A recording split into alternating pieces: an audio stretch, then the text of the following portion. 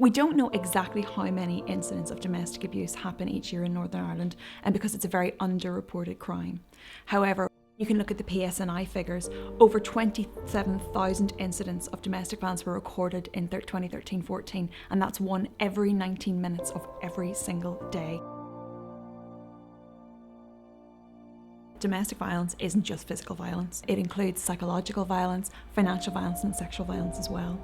If someone was violent, or physically or psychologically abusive all the time, no one would stay in a relationship. So there are 3 stages to the cycle. The first stage is the building of tension.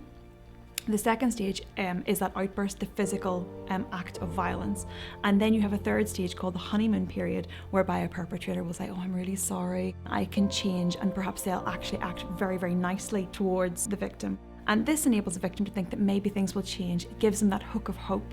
And usually what happens is that pattern cycles over and over and over again, and the physical violence will escalate to the point that that person, that victim, knows that they need to leave, otherwise they're at serious risk of injury or death.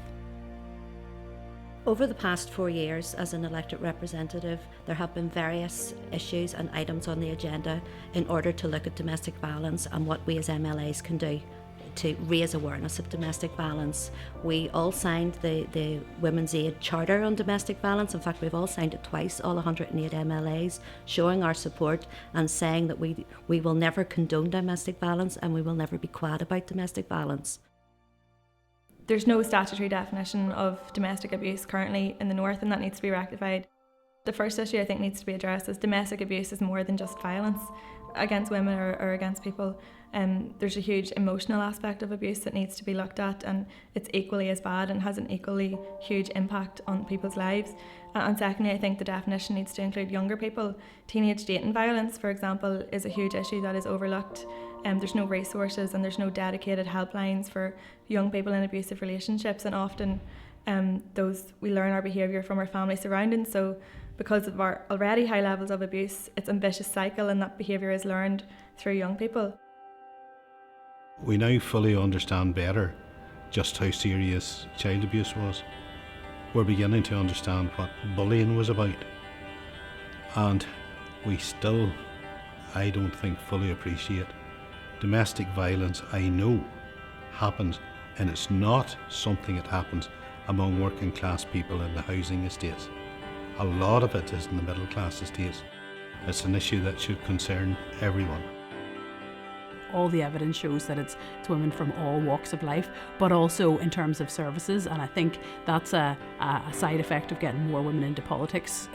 Research across the world shows that where more women are in a legislature, well, there's more progressive policy and more spending on services that protect and support women, and I suppose that would include making domestic violence a policing priority and support as well for women experiencing domestic violence.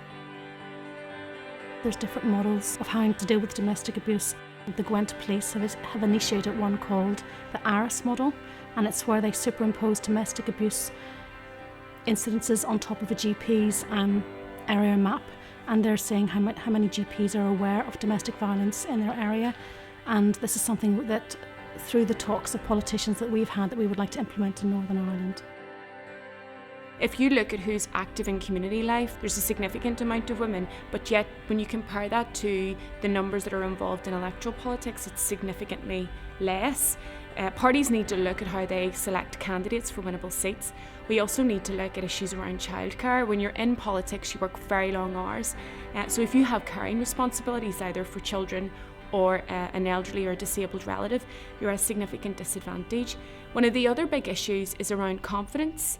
You need to have confidence to step forward into the political arena. You are in the public eye, you do have to debate, and it can be quite aggressive and hostile at times.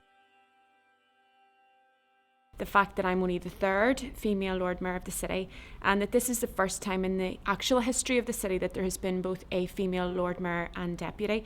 It has taken us a long time to get there, but within Belfast City Council we have an all-female team in terms of civic leadership, and we have a new female chief executive as well. So here we have a big organisation, a powerful organisation with considerable resource that actually has all women at the top, which is a good thing and sends a positive message out.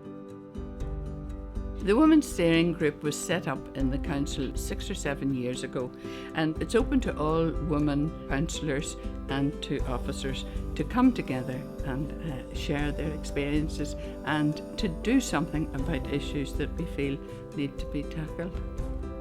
We meet together on a regular basis and we do discuss items such as abuse in the home, such as drugs in the home, such as childcare. We managed to introduce to the council that breastfeeding was acceptable in all of our council premises, swimming pools and community centres. There's no stigma attached to that. We definitely need more women in the corridors of power and in public life and in decision-making roles with that responsibility to take on issues. Quite often around the world, issues of importance to women and girls are ignored by political institutions and actually ignored by the media as well. And obviously this is a huge issue which has a massive impact on our society and our families in our society, so it needs to be given the importance that it deserves. Last year the UN Special Rapporteur on Violence Against Women actually visited and said that it was essential that there was increased participation of women in public life, particularly given that we're a post-conflict society. I believe definitely that having more women and more young women within our Northern Ireland Assembly structure could go some way to raising the issues that affect women, and one of those issues is domestic abuse, whether that's domestic abuse in the home or domestic abuse within our communities. I think there are many issues that our men get involved in, and they have been extremely supportive, very supportive on the issue of domestic abuse, but I think it's women that drive it. I absolutely think better representation of women in political and public life could improve the situation for victims of domestic violence and sexual violence in Northern Ireland. Violence against women is a reflection of gender inequality, and for gender inequality to be rebalanced in the society, we need to have 50-50 representation among our decision makers.